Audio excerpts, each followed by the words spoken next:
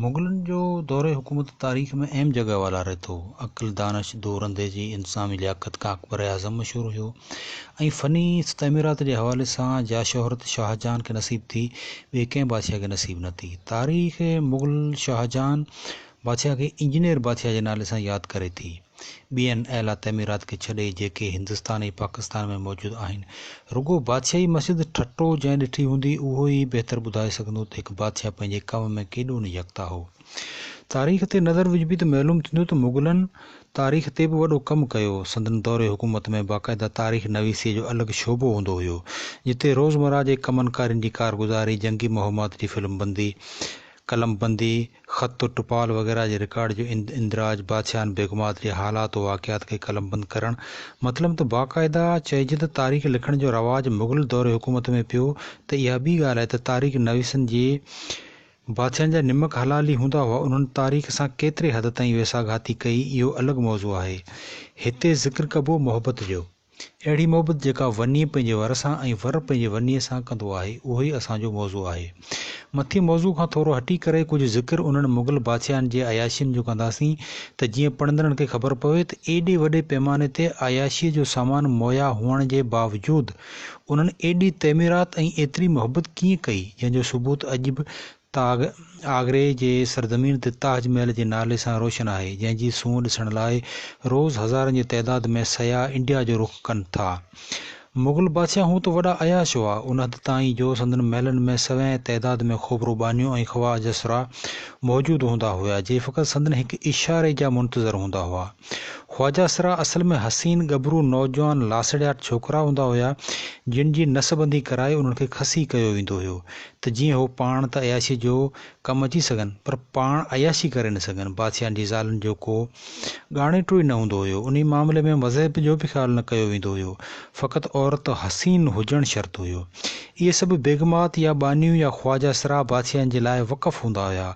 उन्हनि सभिनी सां मिलणु त मुश्किल हूंदो हुयो। उन लाइ बादशाहनि जा हकीम बि हूंदा हुआ, जिन लाइ बि अलॻि खातो हुयो, जिन जो कम ई तिला, तेल, कुश्ता, कख, मैजूनूं, फ़कियूं ठाहिणु हूंदो हुयो त जीअं बादशाह जी ताक़त में घटिताई न अचे। उन हद ताईं जो अगठ ॿधण लाइ बि माण्हू मख़सूस हूंदा हुआ। हूअं अयाशी जे हिसाब सां उन्हनि मुग़ल बादशाहनि जी इहा हालत हुई। ही हो मुख़्तसर ख़ाको अहिड़े माहौल में हिकु अहिड़ी कहाणी जनम वरितो जंहिंजे करे दुनिया खे ताजमहल मिलियो, जंहिंजी सूंहुं चंड खे बि शर्मायो छॾे। जी हा, इहा मोहबत हिकु बादशाह पंहिंजी राणी सां कई। अर्जुमंद बानो या मुमताज़ महल अब्दुल हसन आफ़दीअ जी धीअ हुई ऐं आगरे में पैदा थी हुई।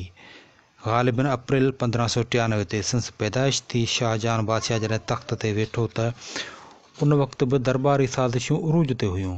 पोइ हिन ॾाहे ऐं सुलझल बादशाह सभिनी खे अक़लमंदी सां मुंहुं ॾिनो ऐं मुल्क में फ़न तमीरात ते वधीक तवजा ॾिनी।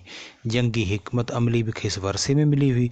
उन करे संस दौरे हुकूमत में जेके बि जंगियूं थियूं उन्हनि में तक़रीबन सोबारो थियो। पाण हुनुरमंदनि कारीगरनि जी वॾी क़दुरु कंदो हुयो। हिकु दफ़ो संस नज़र वञी अर्जुमंद बानो ते पई त खेसि नज़र हटाइणु विसरी वियो। बादशाह जी दिलि धड़कण लॻी। छोकिरी जो नालो पुछियाईं, अर्जुमंद बानो मालूम थियसि। पारसी नसल जी उन छोकिरी बादशाह जा होश उॾाए छॾिया। बादशाह दिलि तां एतिरो मजबूर थियो जो शादीअ लाइ संस वालिद ॾांहुं पैगाम मोकिलियाईं। हूअं बि मुग़ल शहनशाहियत में क़ानून हुयो त अगरि का औरत बादशाह खे पसंदि अचे थी, उन जे मुड़ुस खे उनखे तलाक ॾियणी आहे त जीअं बादशाह उन सां शादी करे सघे या पंहिंजे हरम में रखे। बादशाह सां शादी खां पोइ अर्जुमंद बानो खे मुमताज़ महल जो ख़िताबु ॾिनो हुयो। मुमताज़ महल सां बादशाह शाहजहां जी इहा टी बाक़ाइदा शादी हुई। उनखां पोइ बि बादशाह ॿियूं शादियूं कयूं। संस बाक़ाइदा शादियुनि जी तइदाद 5 आहे, जंहिंमां मुमताज़ महल 2 नंबर राणी हुई। शहनशाह शाहजहां जी प्रीत शहज़ादी मुमताज़ महल सां अहिड़ी लॻी जो बादशाह खे ॿियूं राणियूं तक़रीबन विसरी वयूं। संस पट राणी बसि मुमताज़ महल ई हुई। मुमताज़ महल खे पाण खां अलॻि न कंदो हुयो। संस पुटु दारा शिकवा मुमताज़ महल जहिड़ो हुयो, यानी संस अखियूं पंहिंजी माउ जे अखियुनि ते वयूं हुयूं। उन करे ॿियनि पुटनि खां वधीक दारा शिकवा खे भाईंदो हुयो। दारा शिकवा में इंतज़ामी लियाक़तूं घटि हुयूं, जॾहिं त संस वॾे पुटु औरंगज़ेब आलमगीर हिकु क़ाबिलु जंगजू शहज़ादो हुयो, जेको बैदि में तख़्त नशीन थियो। मुमताज़ महल खे शाहजहां एतिरी त अहमियत ॾींदो हुयो जो दरबारी फ़ैसिलनि में राणी खां मशवरो वठण खां सवाइ को बि कमु न कंदो हुयो। वाहिद राणी हुई जंहिं सॼो बरे सगीर घुमी ॾिठो। इहो बि बादशाह सां, छाकाणि त बादशाह खे पाण खां हिकु पल बि परे न कंदो हुयो। जंगी मुहिम ताईं शहज़ादी साणुसि गॾु हूंदी हुई। उहो ई सबबु आहे जो शहज़ादी जंगी फ़न खां बख़ूबी वाक़ुफ़ु हुई। तीर अंदाज़ी, घोड़े सवारी, तलवारबाज़ी, सफ़बंदी सभिनी हुरबनि में माहिर हूंदी हुई। शाहजहान जेके बि जंगियूं मुमताज़ महल सां शादी खां पोइ लड़ियो, उन्हनि में शहज़ादी साणुसि गॾु रही उन मर्द परस औरत बादशाह सां मुकमल साथ निभायो ऐं संदसि दिलि जी मलका थी ॾेखारियो। संदन इहो साथ अटकल 19 साल ताईं गुल वो बुलबुल वांगुरु रहियो। राणी संदसि 4 ॿारनि खे जनमु ॾिनो।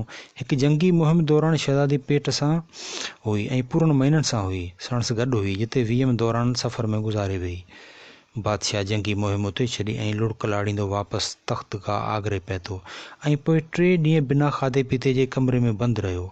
बादशाह एतिरे हद ताईं मायूस थियो जो 1 साल ताईं न ख़ुशबू हयाईं न मौसीक़ी ॿुधाईं, मुकमल मातमी लिबास में गुज़ारियाईं। बादशाह मुमताज़ महल जो ग़म ग़लति करण लाइ वॾी जाखुड़ कई, लेकिन कामयाब न वियो। नेठि हिकु इंजीनियर बादशाह हिकु बहितरीनु मक़बरो ठाहिण जो हुकुम ॾिनो। आगरे जी सरज़मीन ते 1661 खां उन जी अॾावत शुरू थी। सफ़ेद संगमरमर पत्थर पूरे बरे सगीर मां ऐं ईरान खां घुरायो वियो। अटकल 22,000 मज़दूरनि कारीगरनि 1000 हाथियुनि 22 सालनि में जी वॾी महिनत सां मुकमल कयो। ताज़ो 2007 में दुनिया जे 7 अजूबनि में ताज महल खे बि शामिलु कयो वियो आहे। हिकु अंदाज़े मूजिबि इहा अज़ीम इमारत या मक़बरो उन वक़्त जे 32 मिलियन रुपयनि में ठही तयारु थियो हूंदो। इहो हुयो बादशाह जो पंहिंजी महबूब राणीअ सां इश्क जो इज़हार। राणी अर्जुमंद बानो खे पहिरीं अमानत तौरु बुरहानपुर में दफ़न कयो वियो। मक़बरो ठहिण खां पोइ संदसि लाश कढी मक़बरे में दफ़न कयो वियो।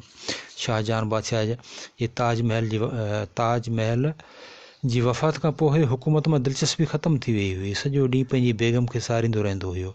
इहो ई सबबु हुयो संदसि 2 पुट औरंगज़ेब ऐं दारा तख़्त तां विढ़िया। औरंगज़ेब दारा खां वधीक होशियारु हुयो। नेठि तख़्त ते उन जो कब्ज़ो थियो, जंहिं बैदि में भाउ खे क़ैद करे माराए छॾियो ऐं पीउ खे आगरे जे क़िले में नज़रबंद करे छॾियईं।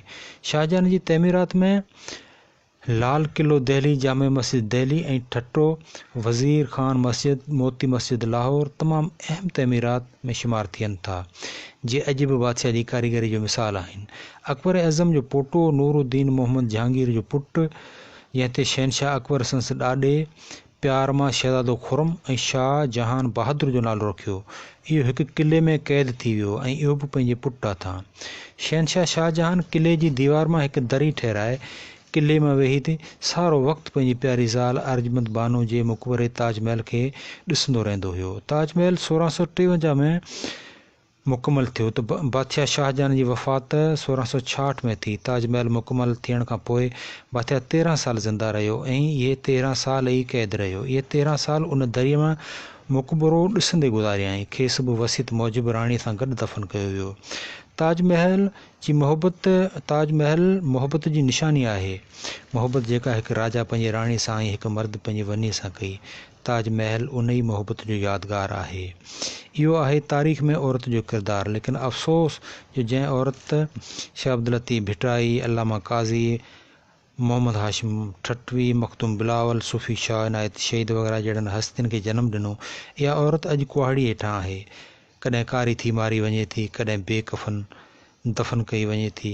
उन खां वधीक ॿियो कहिड़ो सूबो थींदो त लाखिणी लतीफ़ जी नज़र में औरत सूरमी आहे, मर्द न।